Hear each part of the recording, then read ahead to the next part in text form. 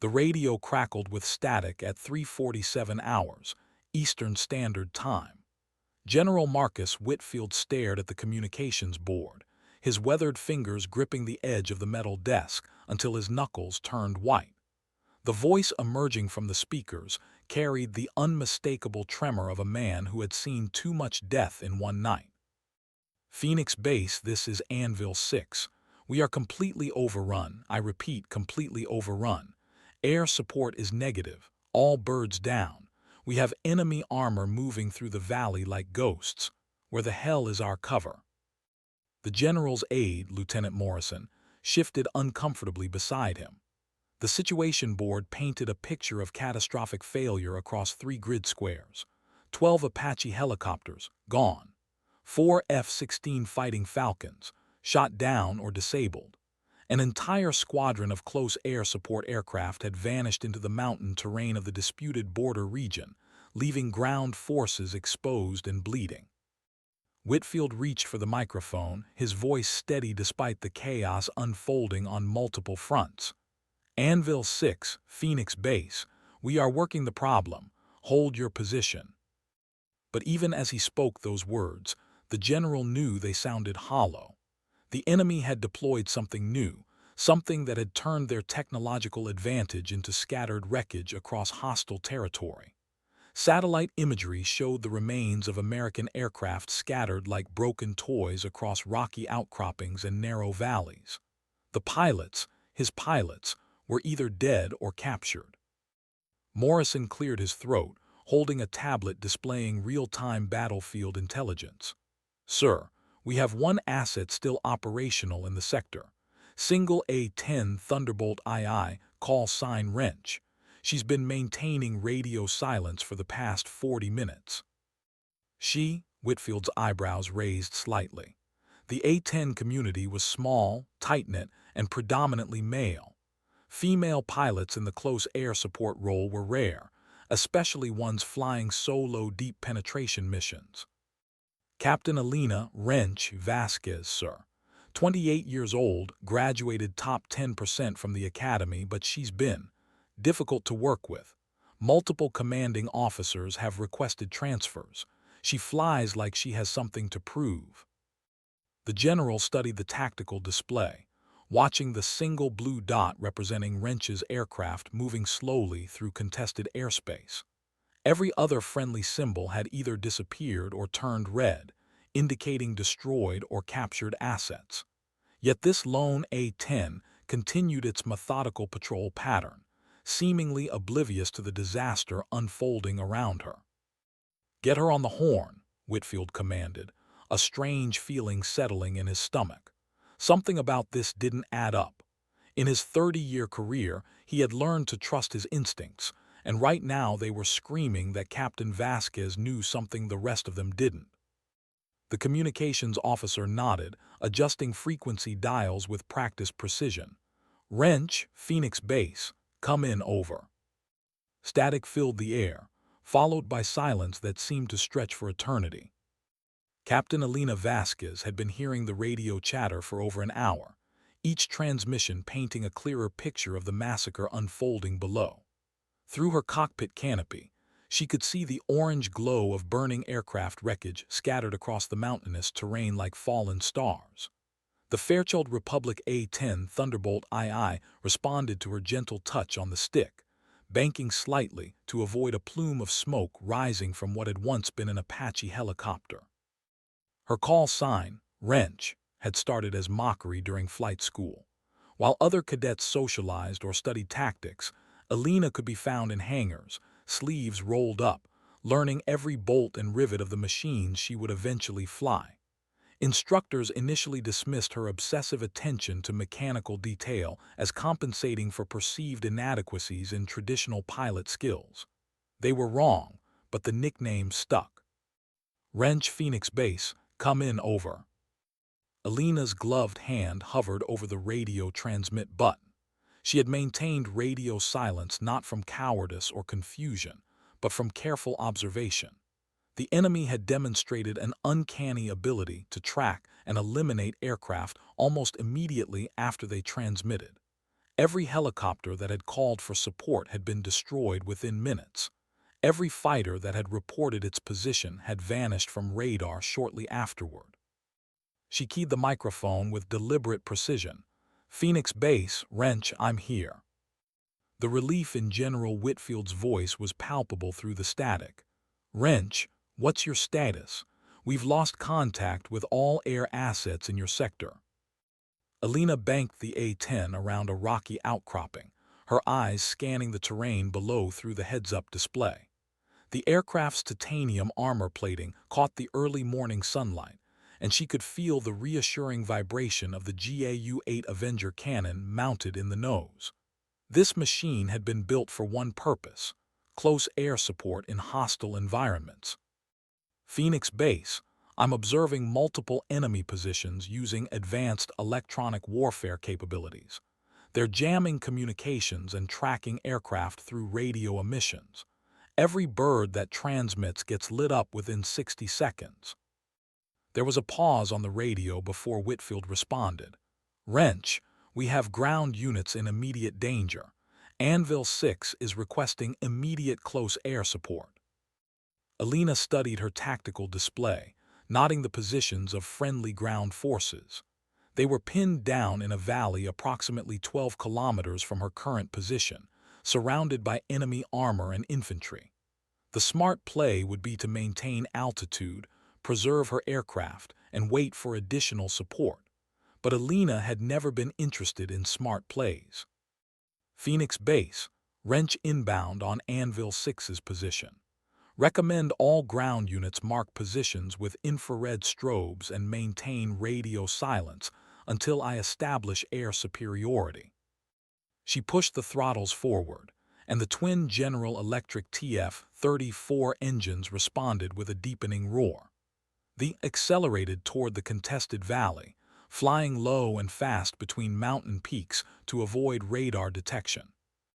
The landscape below told a story of technological warfare gone wrong. Modern aircraft designed for precision strikes had been systematically eliminated by an enemy that understood their weaknesses better than their own operators did. Alina Vasquez was about to change that equation, one carefully aimed burst at a time. The valley opened up before Alina like a bowl carved from stone and shadow. Through her targeting pod, she could see Anvil 6's position, a cluster of Humvees and dismounted infantry pressed against a rocky outcropping, pinned down by enemy fire from 3 sides. Smoke rose from burning vehicles, and the infrared signatures of wounded soldiers painted bright white spots on her thermal display. Enemy armor moved with predatory confidence across the valley floor. 2 T-90 main battle tanks flanked by BMP infantry fighting vehicles had established overlapping fields of fire, while dismounted troops with shoulder-fired missiles occupied elevated positions along the ridgelines. It was a textbook ambush, executed with precision that spoke of extensive planning and intelligence gathering. Alina rolled the A-10 into a steep banking turn, studying the tactical situation with the methodical approach that had earned her both respect and frustration from commanding officers. The enemy had positioned themselves to maximize coverage while minimizing exposure to air attack. They had learned from previous engagements, adapting their tactics to counter American air superiority. But they had made one critical error. They had never faced an A-10 pilot who understood that technology was only as effective as the person operating it. She keyed her radio to the ground frequency, knowing that breaking radio silence would immediately mark her for elimination. "Anvil 6, Wrench, I have visual on your position. Mark your northernmost friendly with strobe, acknowledge with 2 clicks." The response came immediately, 2 sharp clicks of a radio transmit button, followed by the appearance of an infrared strobe light blinking in the tactical display. Alina could see friendly forces huddled behind cover, their heat signatures distinct from the enemy positions surrounding them. "Anvil 6, Wrench beginning attack run from the southeast. Keep your heads down and prepare for close danger." Alina pushed the nose down, transitioning from reconnaissance to attack mode. The A-10's design philosophy centered around one concept: survivability in close air support missions. The aircraft could absorb tremendous punishment while delivering devastating firepower at extremely close range to friendly forces. Every system had been built with redundancy and battlefield damage in mind. The first T-90 tank came into her targeting reticle as she descended through 8,000 feet. Alina could see the turret traversing to track her approach, the main gun elevating to engage her aircraft. Enemy air defense missiles were already in flight, their smoke trails visible against the rocky terrain.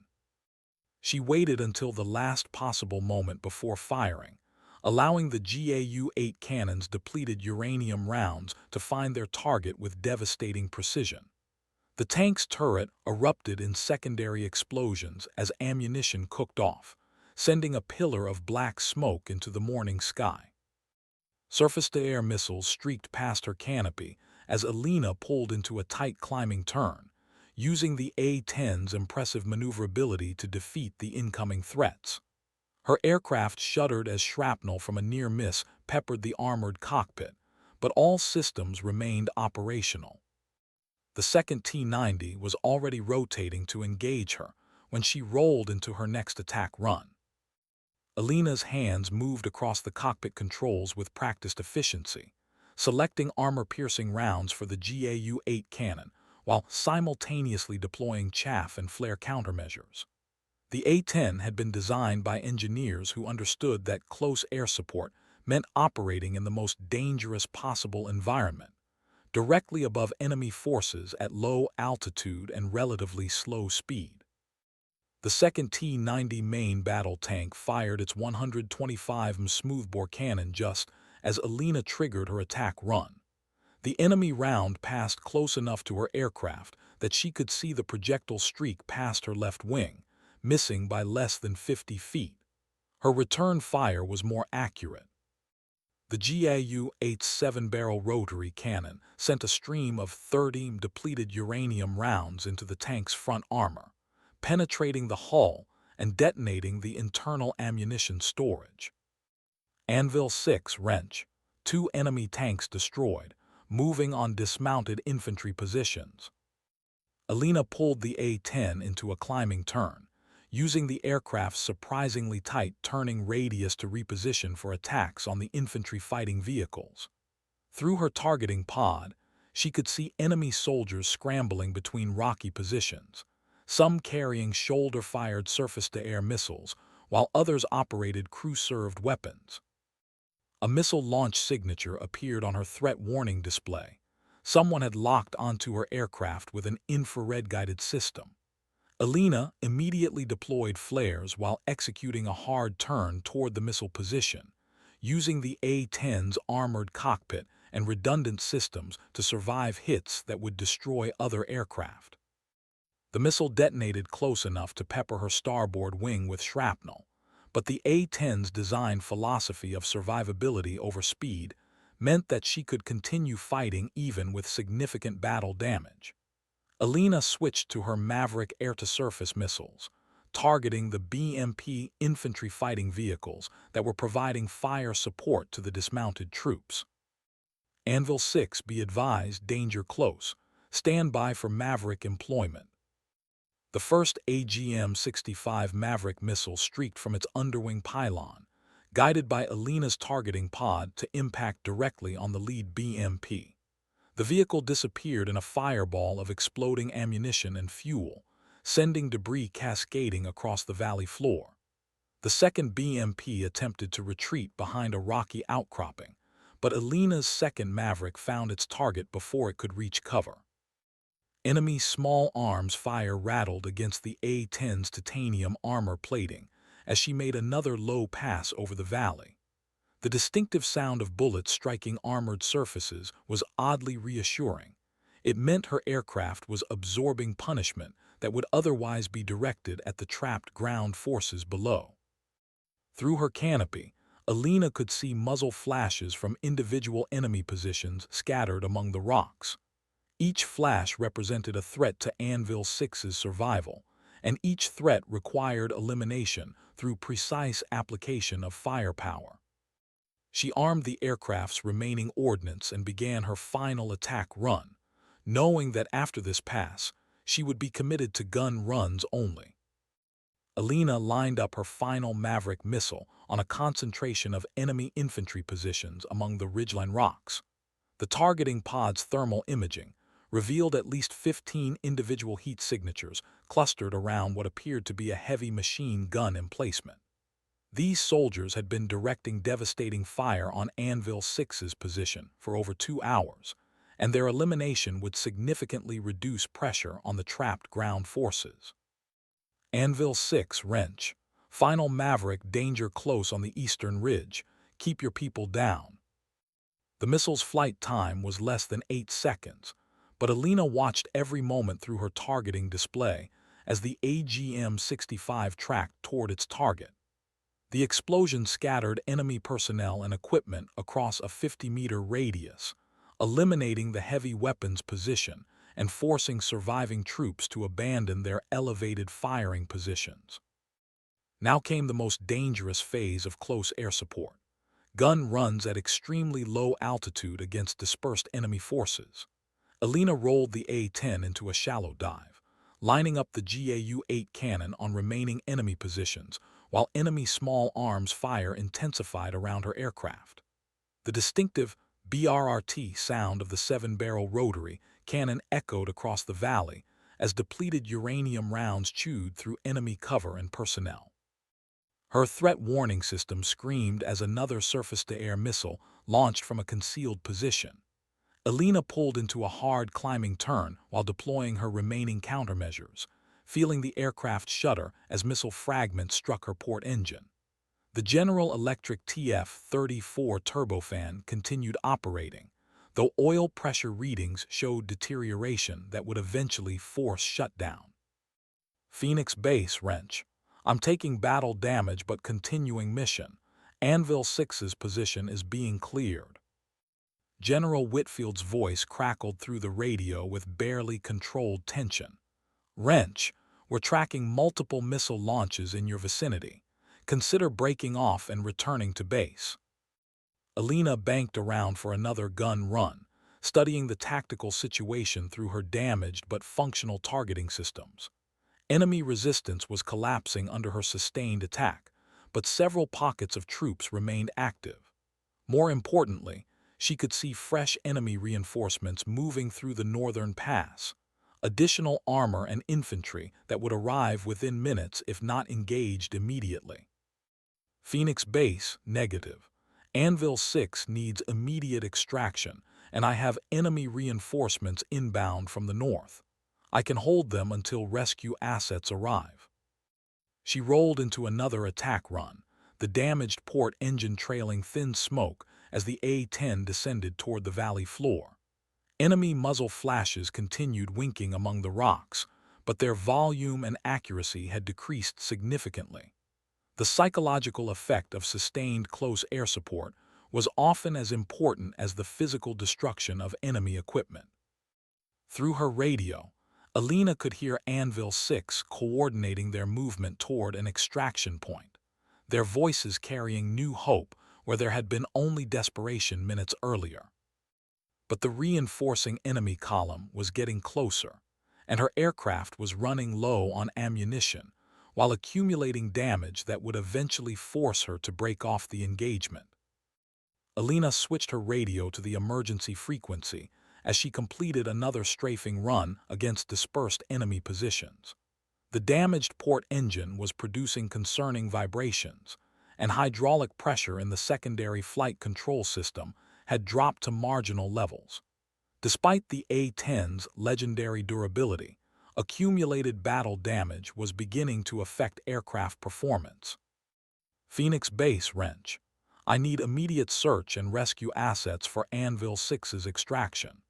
Enemy reinforcements include at least 4 main battle tanks and supporting infantry, ETA 15 minutes to the valley floor. Through her targeting pod, Alina could observe the approaching enemy column moving with tactical precision through mountain passes. These were not hastily assembled forces, but professional military units with modern equipment and training. Their advance would overwhelm any rescue operation unless significantly delayed or deterred. General Whitfield's response carried the weight of difficult command decisions. Wrench, nearest SAR assets are 30 minutes out. Can you maintain position until they arrive? Alina studied her fuel gauges and ammunition counters while performing a damage assessment of critical aircraft systems. The port engine was still producing thrust, but oil pressure continued deteriorating. Her cannon ammunition was down to less than 200 rounds, and all guided missiles had been expended. Most concerning, the hydraulic system controlling primary flight surfaces was showing intermittent pressure loss.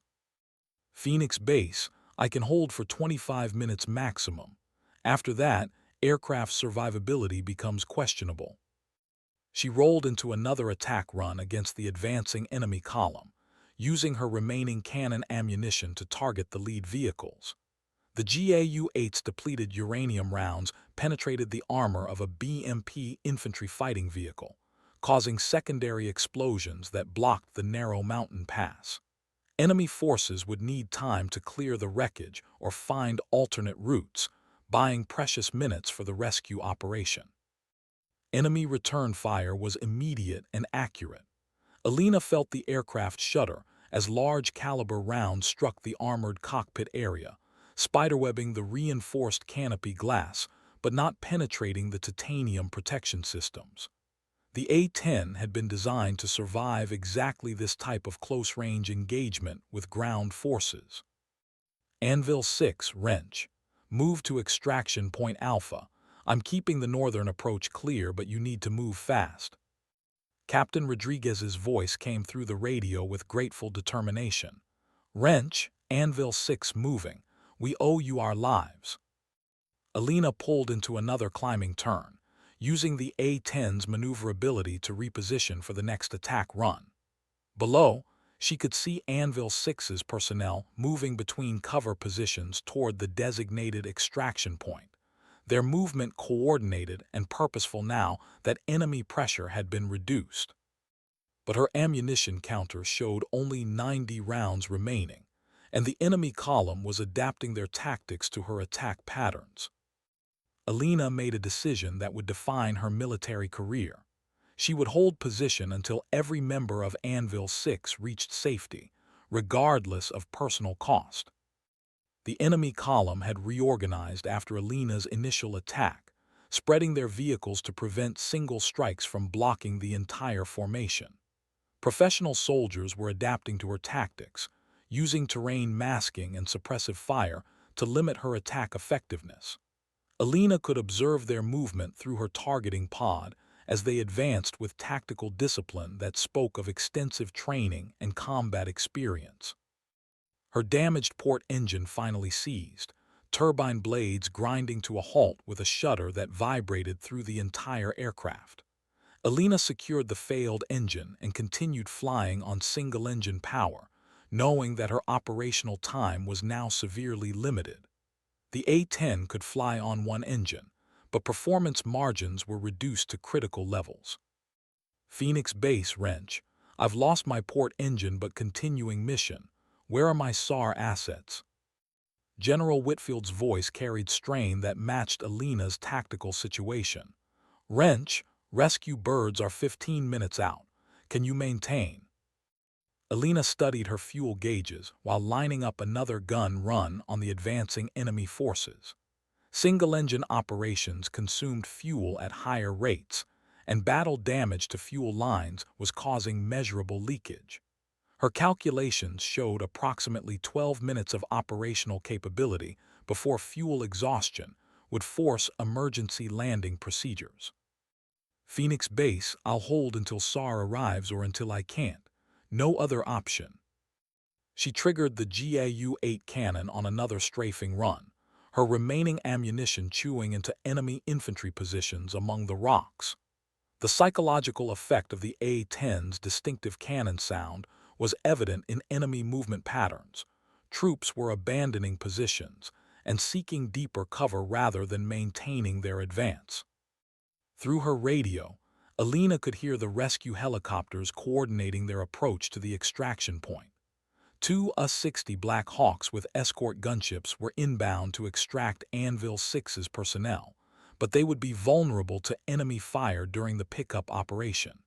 Alina's job was to ensure they could complete their mission without interference. The enemy column reached the valley floor just as her ammunition counter hit zero. Four T-90 main battle tanks spread into attack formation, while BMP infantry fighting vehicles deployed their dismounted troops for assault on the extraction point. Alina was now armed only with her aircraft's momentum and the psychological deterrent of her continued presence. She rolled into a mock attack run, flying directly at the lead tank while her empty cannon made clicking sounds in the cockpit. The enemy tank commander, unable to determine whether she was out of ammunition, ordered his vehicle to take evasive action rather than risk destruction from cannon fire. Anvil 6 Wrench, how long until you're airborne? Captain Rodriguez's voice carried tension mixed with gratitude. Wrench, 2 minutes until all personnel are loaded. The birds are taking ground fire, but your presence is keeping the heavy stuff off us. Alina continued flying aggressive but empty attack runs against enemy positions, using her aircraft's reputation and the enemy's uncertainty about her ammunition status to suppress their advance toward the extraction point. Alina's fuel quantity indicators dropped into the red warning range as she completed another mock strafing run against enemy positions. The single remaining General Electric TF-34 engine was consuming fuel at maximum rate while maintaining the power settings necessary for low-altitude maneuvering in hostile airspace. Her calculations showed less than 8 minutes of flight time remaining before fuel exhaustion would force an emergency landing in enemy-controlled territory. Through her damaged canopy, she could see the A-60 Black Hawk helicopters hovering near the extraction point, while Anvil 6's personnel boarded with practiced efficiency. Enemy small arms fire sparkled from rocky positions, but the concentrated volume of fire that had pinned down the ground forces for hours had been significantly reduced by her sustained attacks. Phoenix Base Wrench, fuel-critical single engine, no ordnance remaining. SAR birds are taking fire during extraction. The enemy tank commander had apparently concluded that Alina's repeated attack runs without weapons release indicated ammunition exhaustion.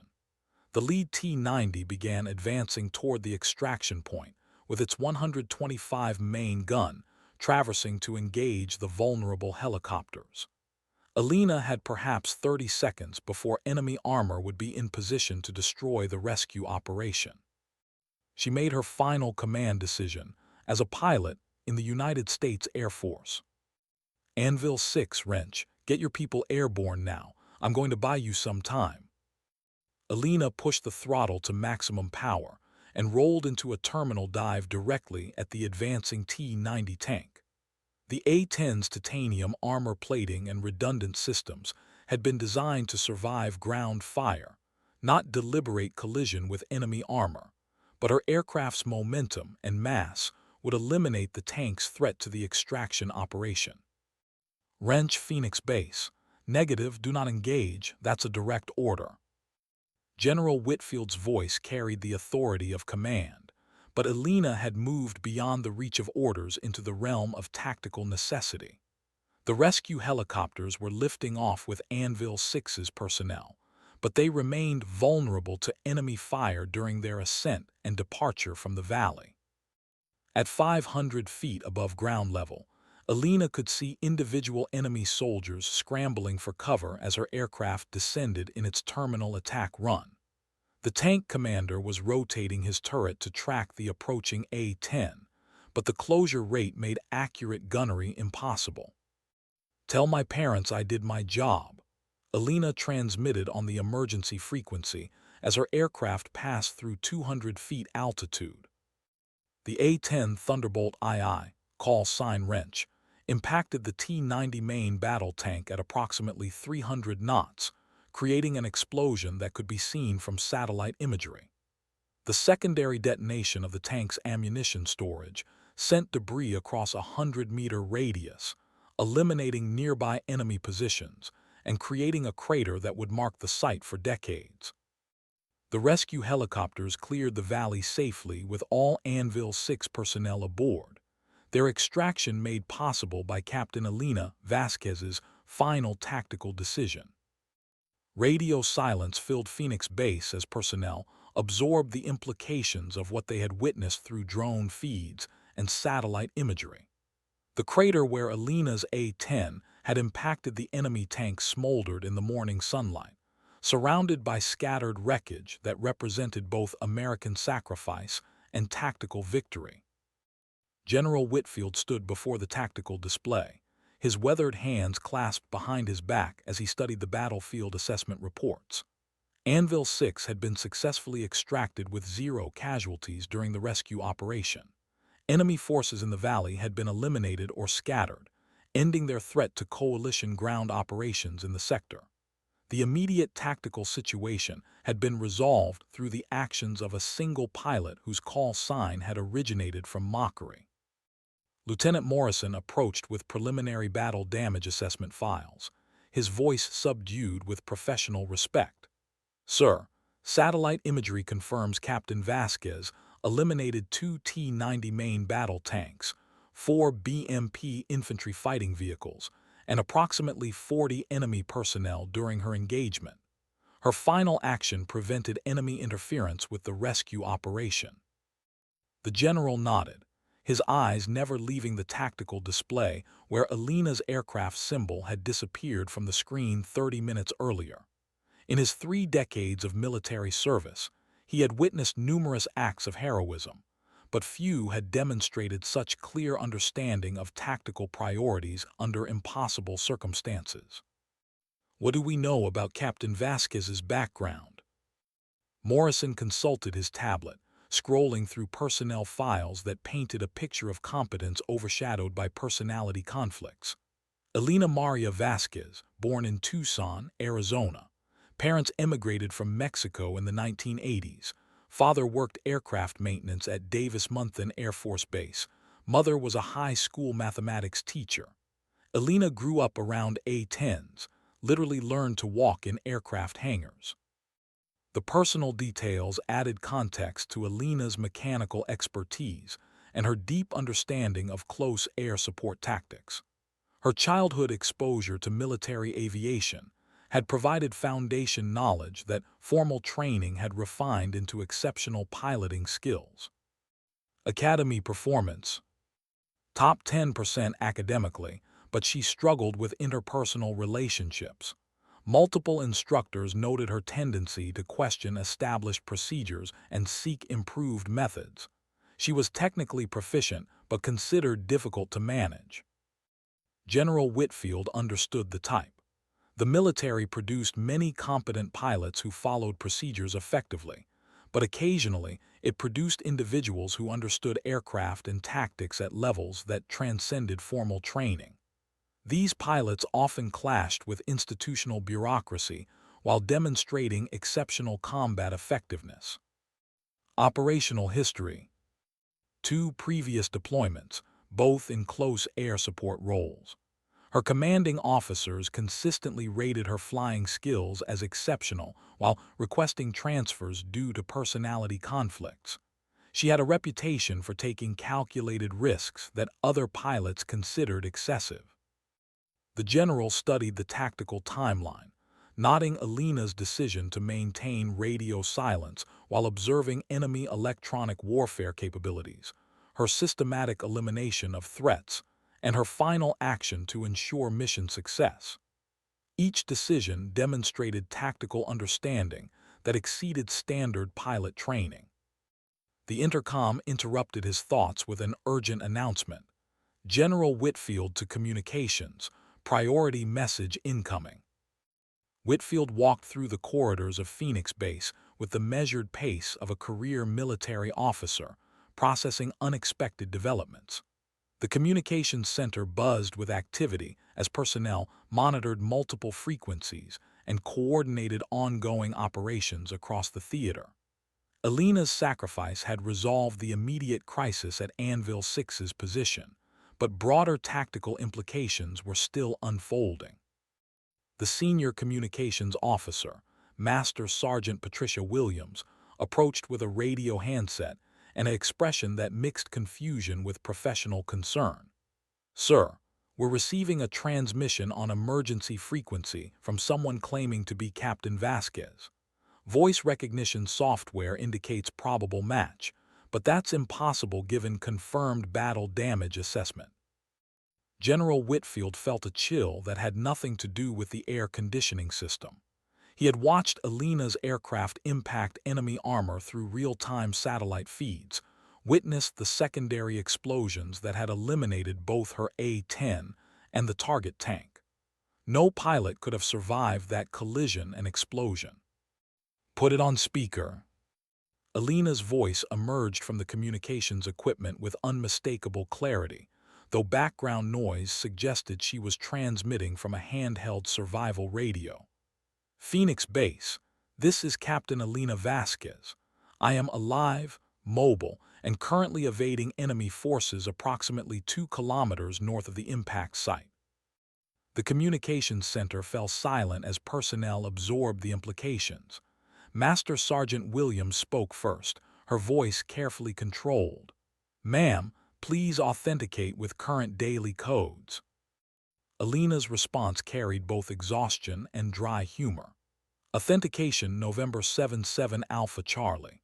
And before anyone asks, yes, I ejected approximately 3 seconds before impact.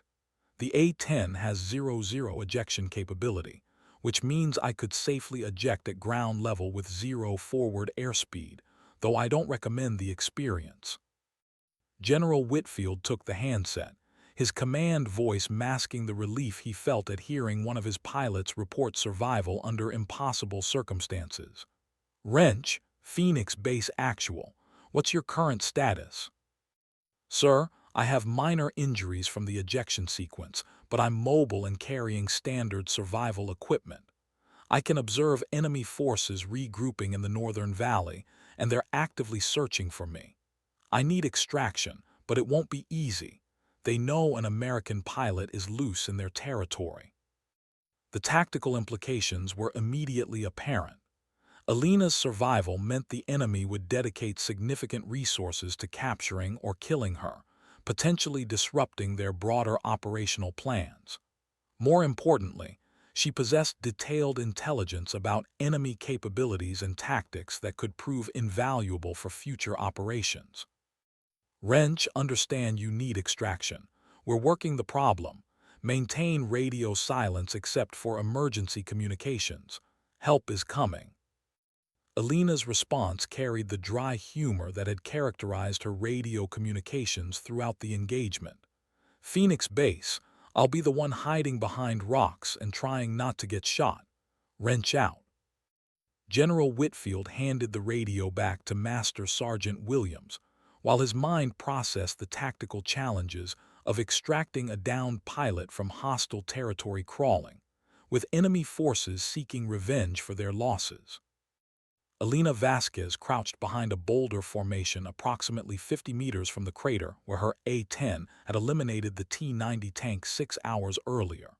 Through her survival radio's earpiece, she could hear enemy forces conducting systematic search patterns across the valley floor, their voices carrying clearly in the thin mountain air. The ejection sequence had landed her in rocky terrain that provided excellent concealment but limited movement options. Her survival vest contained standard aircrew emergency equipment, water purification tablets, high-energy food rations, a first aid kit, signal flares, and most importantly, a GPS beacon that would guide rescue forces to her location. The beacon's battery would last approximately 48 hours before requiring replacement from backup power sources. Enemy search patterns indicated professional military training. Squads of infantry were systematically checking every possible hiding place while maintaining communication with coordinating elements. Alina could observe their movement through her survival mirror, nodding that they had established a perimeter around the impact site and were working outward in expanding concentric circles. Her handheld survival radio crackled with an encrypted transmission on the emergency frequency. Wrench, this is Rescue 01. We're inbound your position, ETA 30 minutes. Prepare for extraction. Alina keyed the radio with minimal transmission time to avoid electronic detection. Rescue 01, Wrench. Be advised, enemy forces are conducting intensive ground search with approximately company-strength infantry. Landing zone will be heavily contested. The rescue helicopter pilot's response carried the professional confidence of aircrew trained for high-threat extractions. Wrench, understood. We're bringing friends to the party. Stay hidden and be ready to move when we call. Through her concealed position, Alina could see enemy soldiers moving methodically through terrain features that could conceal a downed pilot. Their search technique was thorough and patient, indicating they understood the value of capturing an American aircrew member. The political and intelligence benefits of prisoner capture would justify significant resource expenditure. Alina checked her survival equipment one final time, ensuring that her signaling devices were readily accessible and her emergency medical supplies were organized for rapid use. The ejection sequence had resulted in minor injuries, bruised ribs, strained shoulder muscles, and various cuts from landing in rocky terrain, but nothing that would prevent movement when rescue assets arrived. The sound of approaching helicopters was audible in the distance, growing steadily louder as rescue forces approached the contested valley. Enemy forces immediately responded to the acoustic signature, redirecting their search efforts toward probable landing zones and establishing hasty defensive positions among the rocks. Alina's radio crackled with the rescue coordinator's voice. Wrench, Rescue 01. We have visual on enemy positions. When I give the word, move to your east approximately 100 meters to a clear area marked by red smoke. Move fast and stay low. Alina acknowledged the transmission while studying the terrain between her position and the designated pickup zone. The route required crossing open ground that would expose her to enemy observation and fire, but remaining in place was not a viable long-term option. Red smoke began billowing from the extraction point as Apache attack helicopters engaged enemy positions with Hellfire missiles and chain gun fire. The valley erupted in coordinated violence as Apache A-64 attack helicopters engaged enemy positions with precision strikes, while the rescue A-60 Black Hawk descended toward the smoke-marked extraction point. Alina could see enemy infantry seeking cover among the rocks as 30 chain gun fire chewed into their positions, suppressing return fire that might threaten the rescue operation.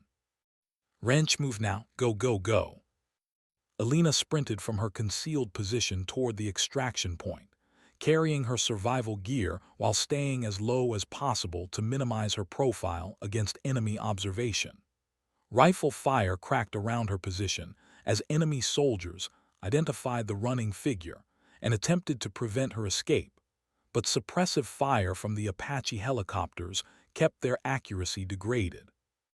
The Black Hawk's crew chief was already outside the aircraft, providing covering fire with his door-mounted M240 machine gun while scanning for threats to the extraction operation.